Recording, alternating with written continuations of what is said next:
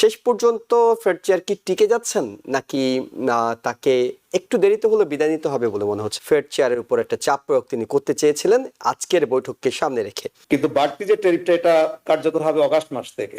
কাজে এই ট্যারিফের যে ইফেক্টটা, এই ইফেক্টটাও কিন্তু এখনো পুরোপুরি শুরু হয়নি। ইনফ্লেশন যেখানে 9%-এর উপরে ছিল বাইডেনের আমলে, সেটা তো কমাতে কমাতে কমাতে আপনার 2.123 এর মধ্যে চলে আসছিল।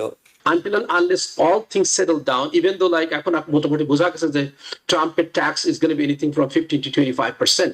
They have a huge responsibility. American people give them the responsibility. The Congress created this institute. So এখানে কিন্তু অবশ্যই সে যেটা করে আমি মনে করি যে he's looking at the data and making the decision based on the exactly the data, nothing else, no emotional here. Okay, Fed চেয়ারম্যানের উপর ক্রমাগত চাপ বাড়ানো হচ্ছিল।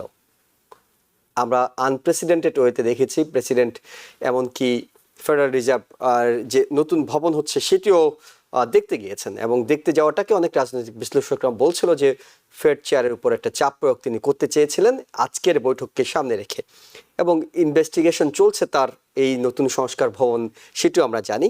ফেড চেয়ার অটল আছেন, তিনি কমাননি, কমানোর পিছনে কোনো যুক্তি খুঁজে পাননি। প্রেসিডেন্ট বলছেন যে মূল্যস্ফীতি নেই, সেক্ষেত্রে কেন এটি কমানো হয়নি।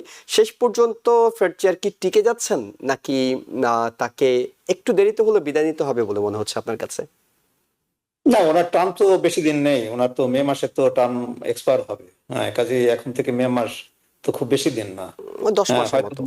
হয়তো উনি টিকে যাবেন। হ্যাঁ, প্রেসিডেন্টের তো ফায়ার করার কোনো নমুনাও ইতিপূর্বে নেই। ফেড তো ইন্ডিপেন্ডেন্ট। হ্যাঁ, তো যেটা আমরা আশঙ্কা করি যে ট্রাম্প তো যে কিছুই করতে পারে। হ্যাঁ, তো এখানে হয়তো এমনটি হতে পারে যে তাকে হয়তো তার যে অ্যাডভাইজার আছে তারা হয়তো সুবিধা দেবে এটা, এই প্রেসিডেন্টটা তৈরি না করা। এটা একটা জিনিস। আর উনি যেটা বলছেন যে ইনফ্লেশন তো বাড়ছেন, আসলে এই যে রিসেন্ট যে রিপোর্টটা, এই রিপোর্টের তো আপনার 0.3% তো অলরেডি বেড়ে গেছে। আপনি তো বললেন মনে হয় যে 3.4 ইন মেতে হলো 3.4 ছিল, সেটা জুনে গিয়ে হয়েছে 3.7। তো এক মাসে দেখেন, এক মাসে যদি অতটা বেড়ে থাকে তাহলে পরবর্তী সময় আর দেখেন ট্যারিফটা কিন্তু এখনো কার্যকর হয়নি। ট্যারিফটা কার্যকর হবে, যেটা বাড়তি ট্যারিফ যেটা করা হয়েছে আগের যেটা সেটা তো আছেই, কিন্তু বাড়তি যে ট্যারিফটা এটা কার্যকর হবে অগাস্ট মাস থেকে। কাজে এই ট্যারিফের যে ইফেক্টটা, এই ইফেক্টটাও কিন্তু এখনো পুরোপুরি শুরু হয়নি। হ্যাঁ, কাজে ওটা যখন শুরু হবে তখন হয়তো দেখা যাবে যে ফেড চেয়ার যে অজুহাতে ইন্টারেস্ট রেটটা কমাচ্ছে না সেটা হয়তো বাস্তবায়িত হবে। যেমন ধরেন দ্রব্যমূল্য দেখা যাবে সেই 3.7 থেকে 2.7, আমি বোধহয় 1% বেশি বলে ফেলছি, 2.7 থেকে আপনার দেখা যাবে 3 বা 3.5, 4 মাস যতই যাবে দেখা যাবে যে বাড়তেই থাকবে। আর তখন তো এটা করবে না, মানে ইন্টারেস্ট রেট কমাবে না। আবার অন্যদিকে ট্রাম্পের যে দাবিটা, আপনি দেখেন ইন্টারেস্ট তো আপনার ইনফ্লেশন যেখানে 9%-এর উপরে ছিল বাইডেনের আমলে, সেটা তো কমাতে কমাতে কমাতে আপনার 2.123 এর মধ্যে চলে আসছিল। বাট ফেডার টার্গেট হচ্ছে আপনার 2%। তো এখানে সেই লাস্ট কিন্তু আপনার ইন্টারেস্ট রেট কাট হয়েছে আপনার ডিসেম্বর মাসে। এই আর কয়েকদিন পরে, একদিন পরে কিন্তু আপনার অগাস্ট মাসে এসে যাবে।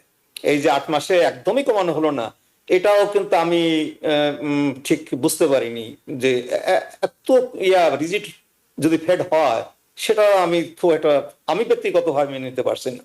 আপনার দেখেন মানে 2% আপনার টার্গেট হতে পারে, কিন্তু 2%-এর কাছাকাছি যখন হয়েছে তখন অ্যাটলিস্ট আর 2 কোয়ার্টার রিডাকশন করা যেত।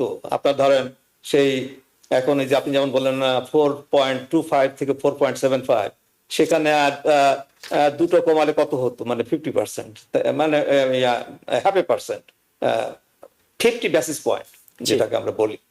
হ্যাঁ, তাতে হয়তো এমন কিছু হতো না, এমন মানে ইনফ্লেশন, যদিও ইনফ্লেশন বাড়ে তারপরেও আপনার ইন্টারেস্ট রেট এখন তো ভেরি ভেরি হাই।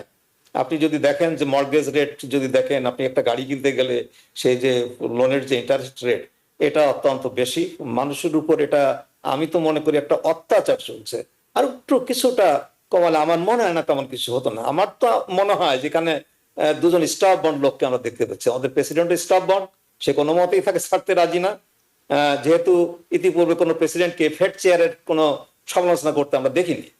আবার অন্যদিকে ফেড চেয়ার এমন স্টাফ বন্ড যে সে যেটা বলছে সেটাই সে করবে, সে কোনো মতেই কমাবে না। তবে একটা জিনিস এবার দেখা গেছে, সেটা হলো যে মানে আপনার ডিসেন্ট হয়েছে ওখানে। ইউজুয়ালি ফেডের এই এফওএমএসির যখন ইয়াটা হয়, এগ্রিমেন্টটা হয়, তখন কিন্তু আপনার 100% তারা ওই এক পক্ষে থাকে, ওয়েদার তারা কি মানিটারি ইজিং করবে না মানিটারি টাইটেনিং করবে, সেখানে কিন্তু সব মেম্বাররাই মানে ইউনানিমাসলি ভোট দেয়। এবার কিন্তু দুটো ডিসেন্ট হয়েছে।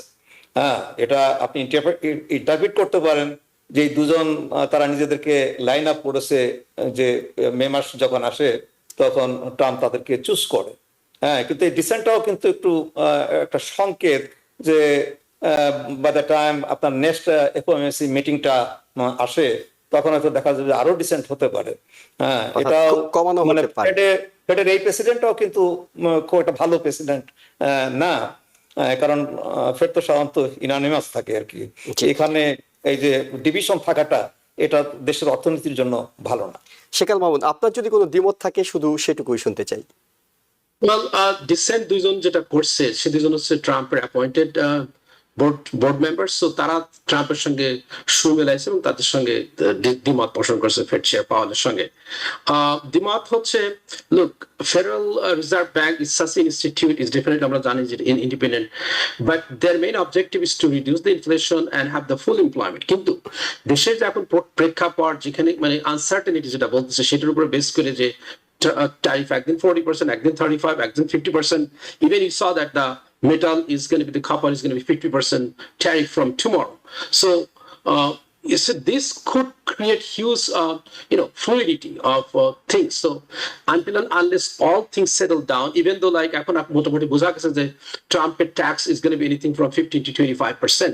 So এটার উপর বেস করে আমি যখন 2:30 তার ইন্টারভিউটা, তার প্রেস শুনতেছিলাম এবং দেখতেছিলাম, so still he always believed the data, always realistic data, যেটার উপরে বেস করে কিন্তু তাদের ডিসিশন মেক করতে। It's not like you like or you dislike. They have a huge responsibility. American people give them the responsibility. The Congress created this institute. So এখানে কিন্তু অবশ্যই সে যেটা করে, আমি মনে করি যে he is looking at the data and making the decision based on exactly the data, nothing else, no emotional here. Okay. New York থেকে সম্প্রচারিত TVN 24 টেলিভিশন বিশ্বজুড়ে বাঙালির কণ্ঠস্বর।